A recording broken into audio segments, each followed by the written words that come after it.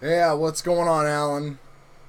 It is a great quad, man. I don't know if you ever were lucky enough to own an Alien or not. I never owned an Alien. Have a Martian 2, but I've always wanted to build an Alien and just kind of feel the whole impulse quality. And once I start picking up actually a couple quality type of frames, with the flight club stuff this fall, I knew that when they dropped the reverb, I was definitely going to jump on board.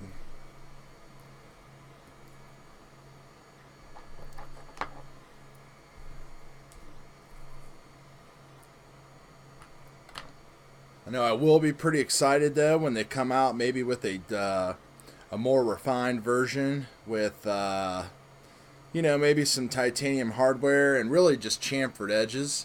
I like the whole chamfered feel and look and everything. It just really takes everything to that next level. But this is just right behind it, so it's not super chintzy at all. The thing that goes together, it feels super great when it's all together. I actually have my other one upstairs. This will be number 2. Doing some work on here.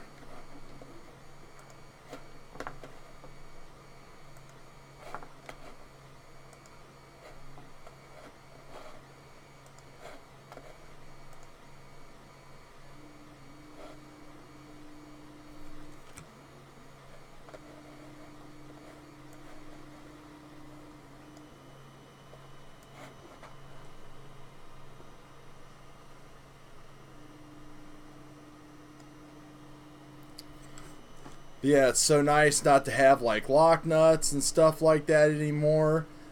There's just enough space to kind of do everything that you want to do. I'm using Crossfire, so that kind of, I mean, the Crossfire Micro is so small, but it just does kind of mess up your build a little bit as far as like where you're going to put it and everything. And I still build it the old school way with ESCs out on the arms and everything, just because it just flies really good that way. And then on the bottom here, I got a cap going, a big 35 volt. I think that's it's a 2000 microfarad on the bottom there. And that'll be just fine, hopefully, because I'll have some landing pads and landing feet. So that shouldn't cause any type of a problem.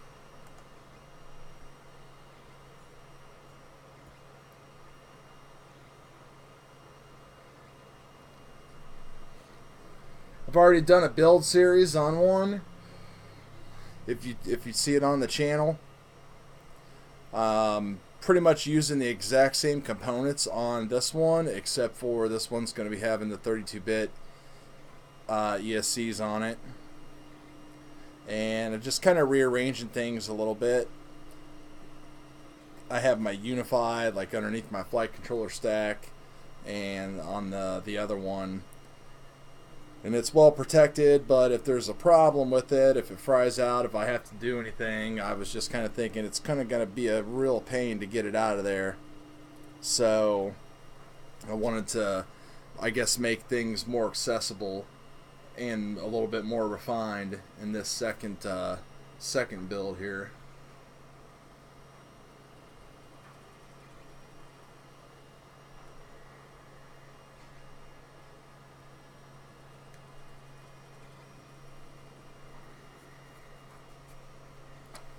So far I've got everything. I've got the flight controller installed. I have the cap, the Unify, Crossfire, and I have actually went into Betaflight already and set up some configurations in that, because I wanted to hook up the smart audio and everything and get that running so I could get the Unify on the right channel and the lower power setting and all that kind of stuff. just to prevent any type of issues or something. I had another Unify that I was kind of questioned on whether or not it was still good or not, that I put on here last night, and as soon as I applied power, it started to smoke. So, oh well, this is the way it goes sometimes. Better to do it here than to have it smoke on you whenever you're out actually flying.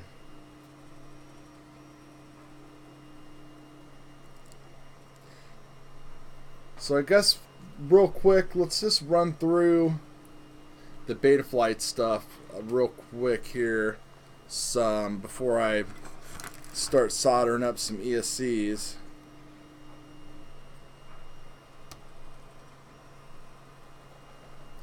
And I'll switch over to the screen view.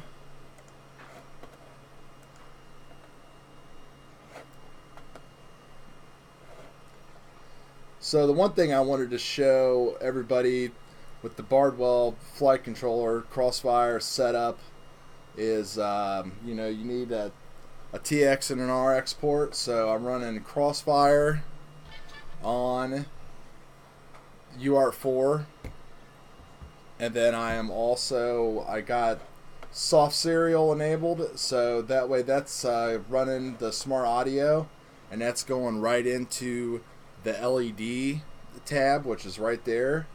And if you go into the actual manual for the Bardwell flight controller, it tells you basically line for line what to type into the CLI to get that enabled. You can just copy and paste it if you want to. That's basically what I did, and it ends up working just fine. I've done this on all of my Bardwell builds except for one. I ended up running it through the big Crossfire module itself just because I wanted to see how that actually worked. But right here it tells you what to do to enable soft serial in the configuration and stuff. And then here is the commands that you enter into the CLI.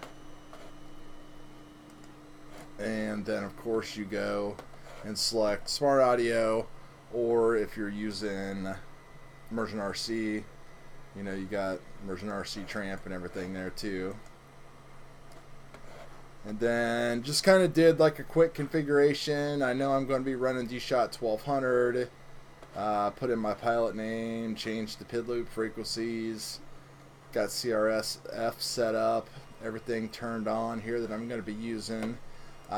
Didn't do anything with the PIDs or the filters or anything yet. I did, like I said, get the receiver hooked up and running, and the RSSI, configured my arm switch, and went through the OSD and just kind of set up the OSD how I like it, with my name, timer, RSSI, throttle, milliamps currently being drawn, total battery voltage, and average cell voltage. And then I always put the font on bold because that just kind of makes things a lot easier to see.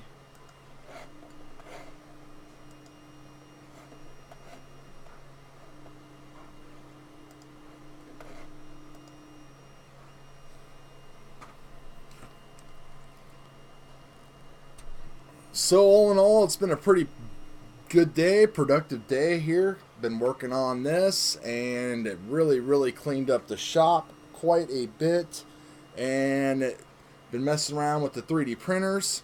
I've had some SaintSmart TPU laying around for, I don't know, a month or two, and I've just kind of not really been motivated to mess around with my 3D printers a lot, but I was looking for some way to just create like a simple standoff mount for the Unify pigtail. So I was printing some stuff out in PLA, and I'm like, well, I'm going to try TPU, and went through and just made some adjustments to my slicer, And the Sane Smart stuff is great if you have a regular feeder extrusion 3D printer and not a Bowden tube, because you really don't have to do anything at all. It just does what you need to do. Now on a Bowden tube 3D printer, you do kind of have to modify the stepper motor and a little bit, and there's also like this special tubing, like I have some right here. I just haven't installed it. This is the Capricorn tubing, and this is for pretty much any kind of a filament that is flexible or anything like that at all. This has like a super low resistance inside of it, so that way everything like will go through it a lot smoother and not get bound up like in your regular type of you know, cheaper tubing and stuff that comes on your 3D printers. So I haven't installed that. That would be for my CR10, but I haven't did that yet. So I've got actually a session mount, this one right here, which I actually bought one, but I have this session mount here. I'll show you on the screen. I actually have this one printing right now as we speak on my Maker Select V2. So I've got both of the 3D printers running here. I haven't had either one of them running in quite some time, and now both of them are running. That's just kind of how 3D stuff goes. You kind of like work on it a little bit, and then you kind of get, I don't know, you can kind of burn yourself out a little bit on 3D printing, I suppose.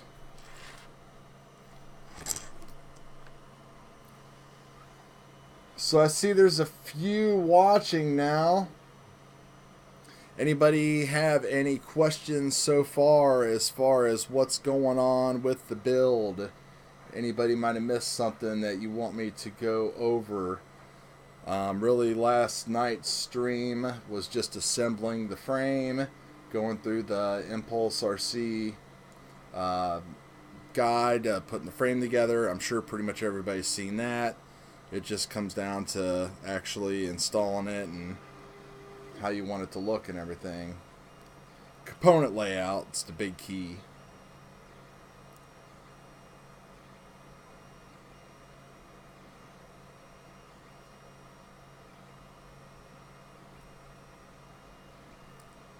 So I have pretty much everything ready to go. The only thing that I have to do is I'm waiting on motors. So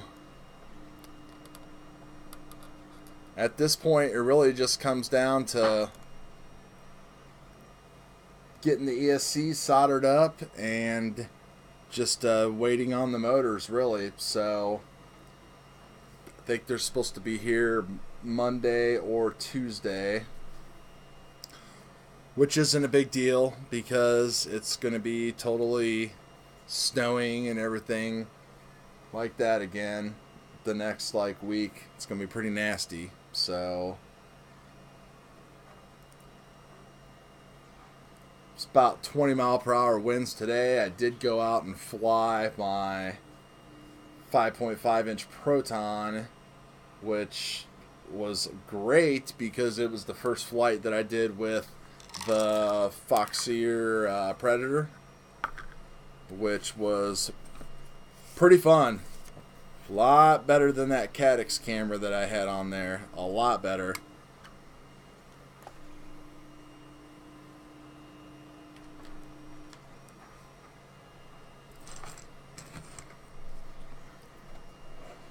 Well, I'm going to check and see if everything is in frame here.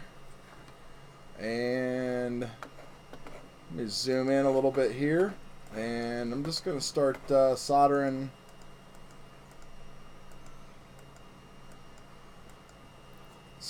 these up a little bit.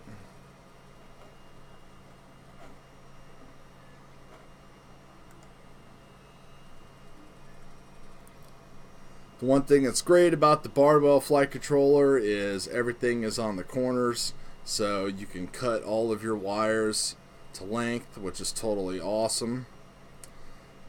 This is a good look at the ESCs.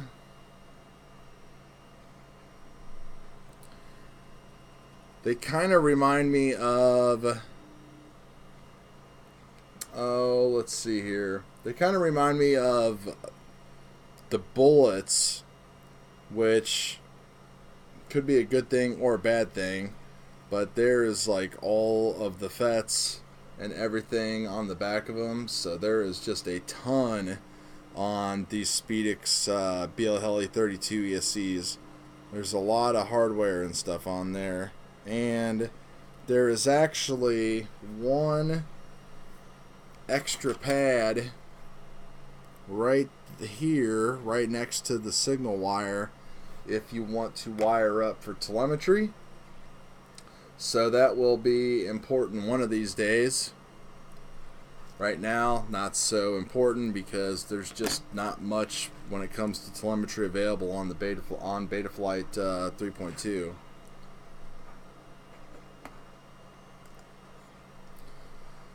So one thing about the Reverb is you kind of got this like lip right here. So when you are assembling the frame, you do want to make sure that if you're using individual ESCs, that you want to take that into account, and you don't want to cut your wires too short, so it's like laying on top of that bridge right there. So I've made mine kind of well, I wouldn't say short, but good enough. So I'm just gonna go ahead and tin up the tip there, get a little solder going,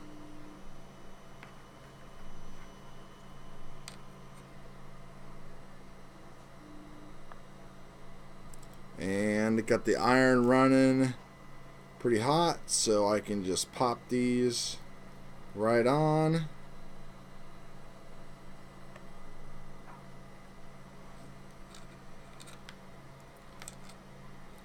It's no problem at all.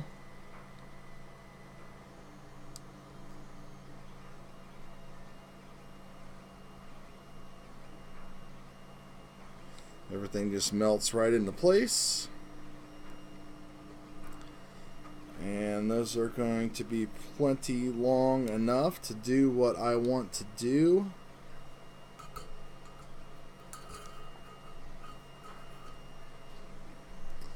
So the signal wires are a little long, and I always like to make them a little long when they are not silicone.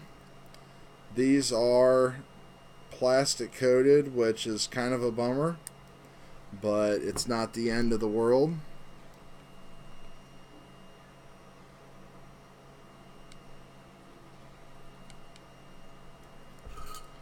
And so our signal is going to go right here. Done. And ground is going to be over here. Done.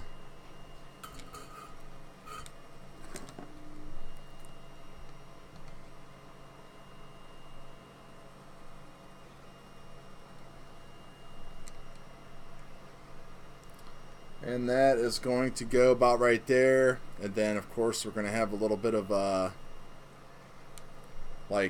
sticky tape or something underneath there to keep that all stuck in, and they come with heat shrink.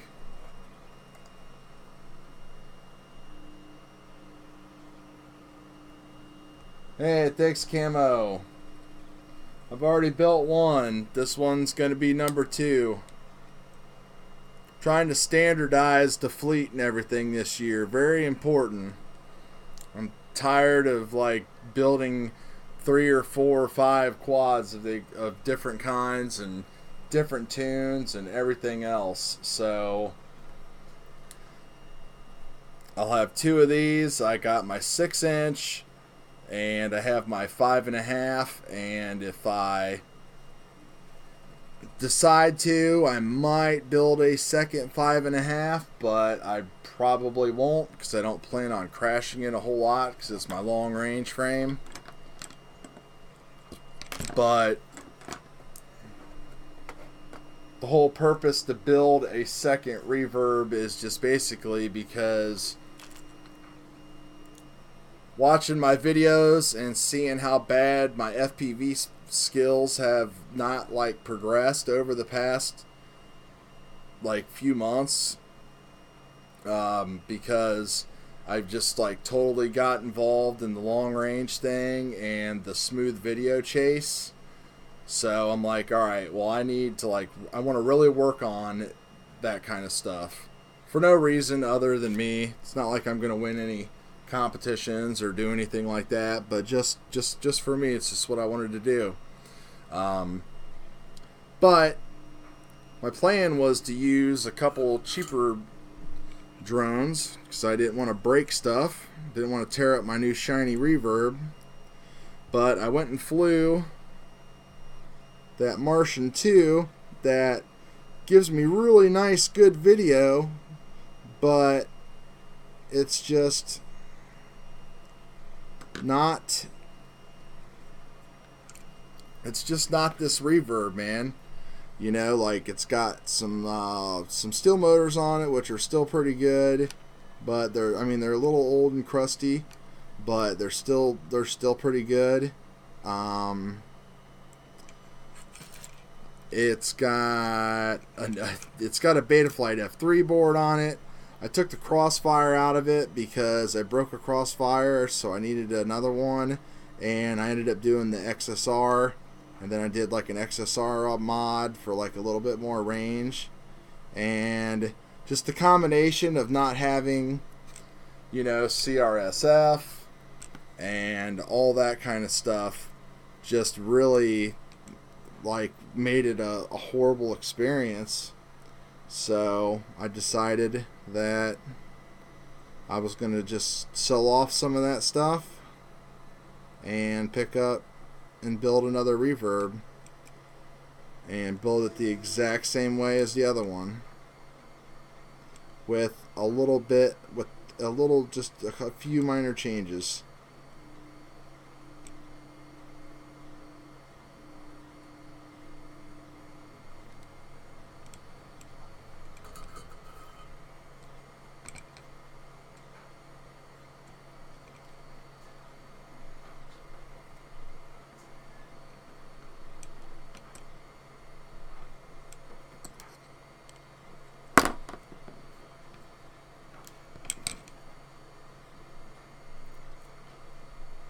When I do end up putting these down, I will end up kind of making it so there's a little bit of slack and give in these wires and not have them pulled all the way tight like that, because I don't want to create any excessive vibrations or anything on the flight controller.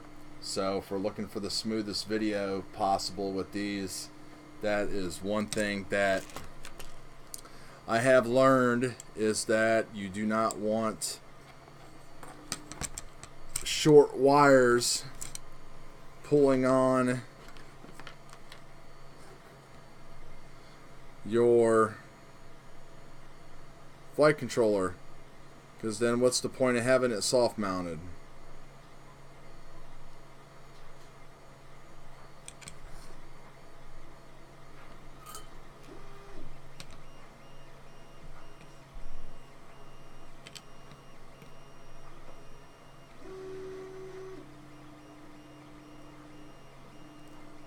If you happen to pick up any noise in the background, it's just those 3D printers getting crazy. I'm printing a big case for my Baby Hawk Type R. Kind of like the cases for Tiny Whoops.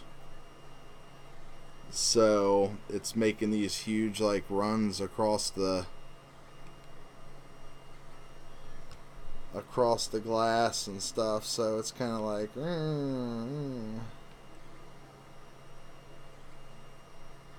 get on there. There's always one that just doesn't want to go down.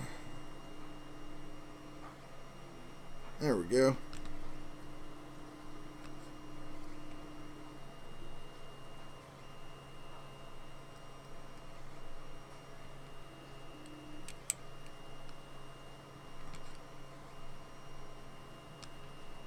I'll tell you, building quads is definitely not what it used to be. It is so much nicer now. Anybody that's getting into this hobby now just has it made. These components are almost plug and play.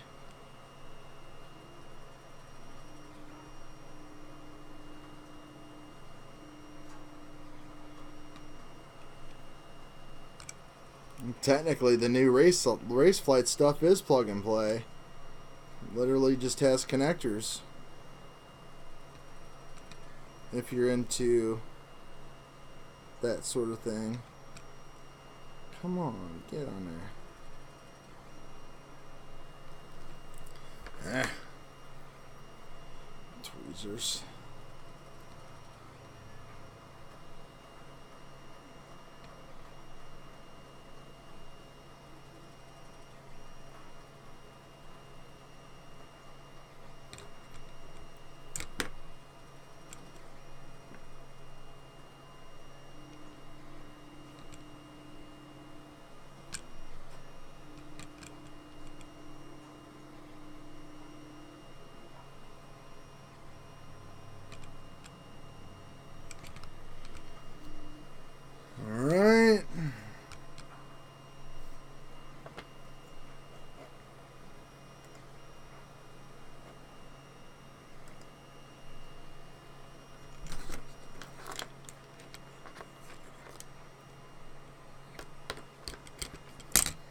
Move on to the last one here. Got a couple of wires I'm going to have to watch out for.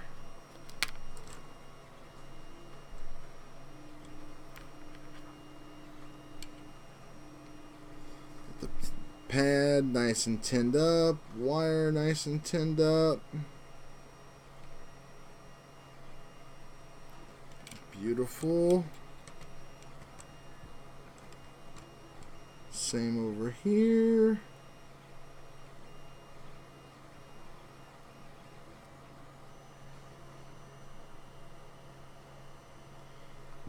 Alright.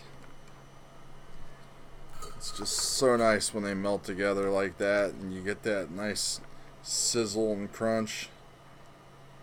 You know you've done something right.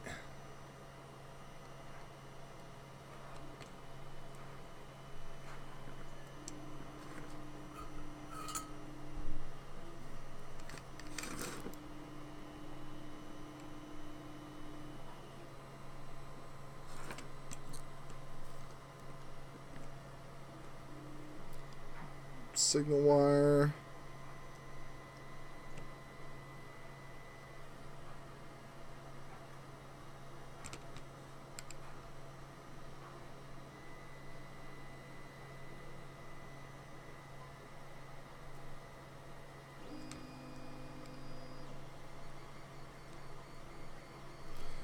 Gonna take a little bit off of this ground here.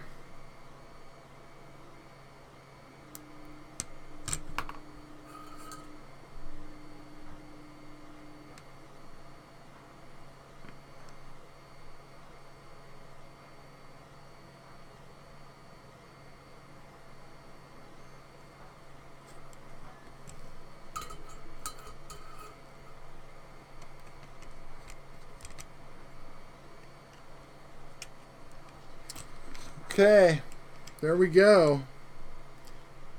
We've got our ESCs on there. Got the Eagle 2 wired up.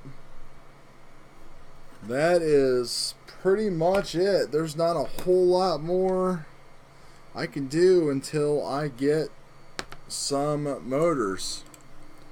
So I'm not going to go through and mount these or nothing. I've got all the pads tinned up, so they're ready to go.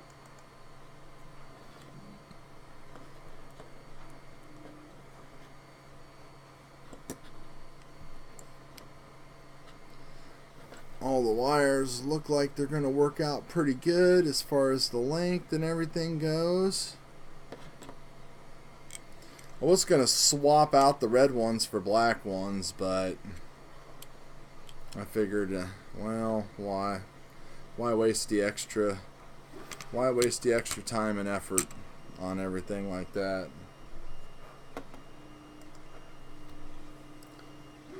It's not a show quad.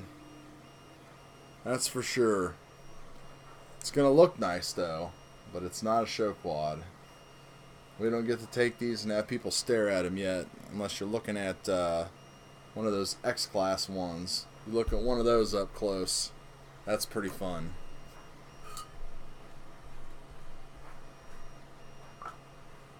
You really haven't seen anything fly until you see that. And you also haven't seen anything crash until you've seen one of those crash. Nothing like watching people's hopes and dreams just shatter into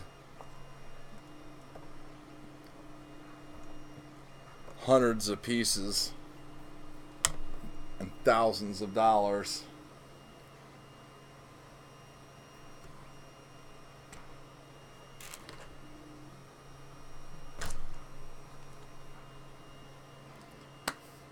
So, anybody out there have anything for me? Not that lively of a discussion here tonight.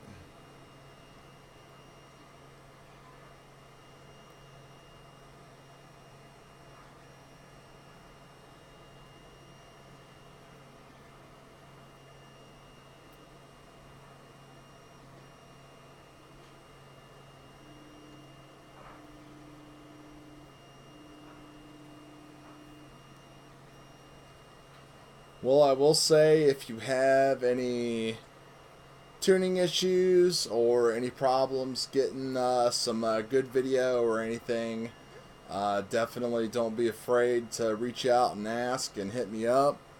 I don't mind sharing my PID secrets at all. I have my flight controller soft mounted on top of more grommets than it comes with. I don't soft mount motors. It's all running 4S 1500 graphene China Hobby lines. I use the Permatex gel for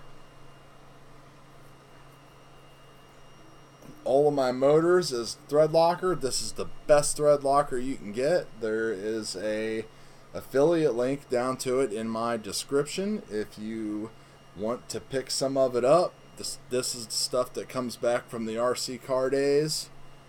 Doesn't make a mess or nothing like that. All you do is just kind of let it ooze a little bit and stick some on a plate or something, paper towel, and just kind of dip it right in there. This is a brand new tube actually, so you gotta watch when you're turning it though, because when it hits that tube there, you can see it coming.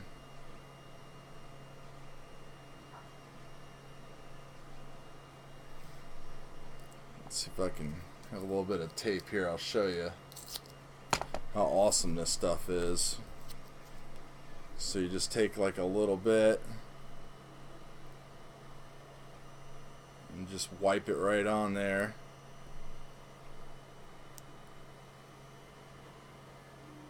Turn your cap back and suck it back down in there.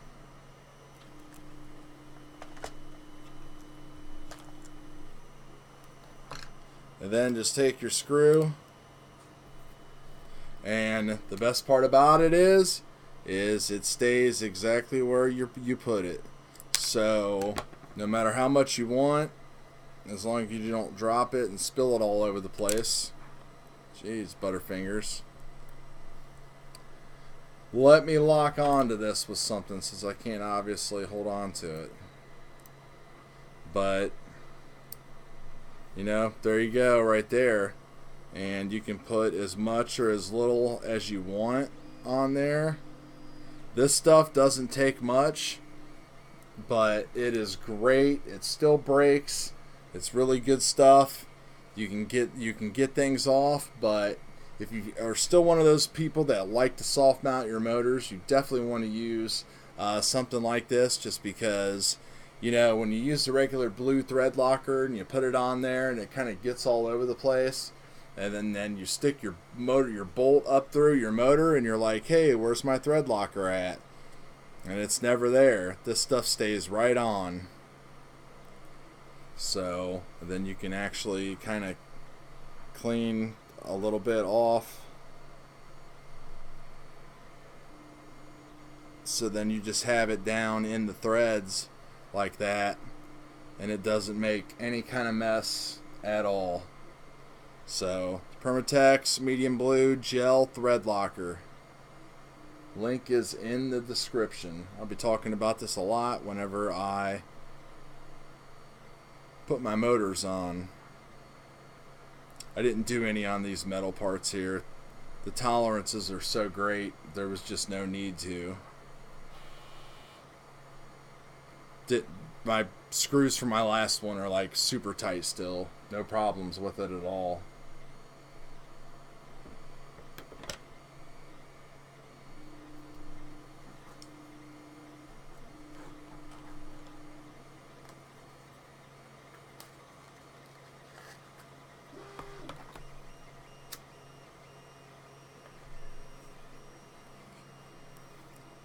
So I guess I probably won't do another Reverb live stream until I get something to actually finish it up with, which would be the motors.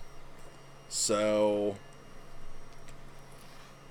I'm going to keep on playing with the 3D printed parts and see which ones I ended up using, see how my session mount turns out. Even though I have another one on the way. I ordered one from this website that they're always posting on the Impulse RC Facebook groups. I think they're called like Layered Innovations or something like that, but I haven't heard squat out of them. And I ordered something from Brain 3D and it's here like 2 days later. So I don't know what these guys' deal are. I'm gonna email them and ask them what the heck's going on.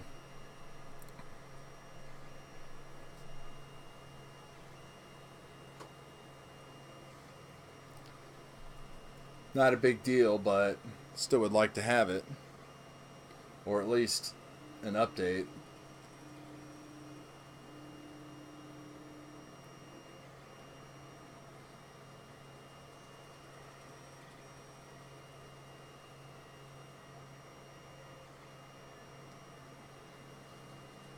Well, alright guys. I guess that's going to do it then. Nobody has any questions or anything? Not much really going on. Everything electronic wise is all wired up and everything is ready to go. So when we get our motors, we'll have one marathon built off, and then we'll flash these ESCs. Maybe put a custom ring song on them or on something, so we can make our motors like sing to us and all that kind of good stuff. And until then, got a couple more live streams coming up. Got gonna do a Mavic Air recap tonight of all the stuff that I've been watching about the Mavic Air, because I follow DJI stuff really close as well. Didn't pull the trigger on one, and I'm pretty happy I didn't from some of the videos that I've seen.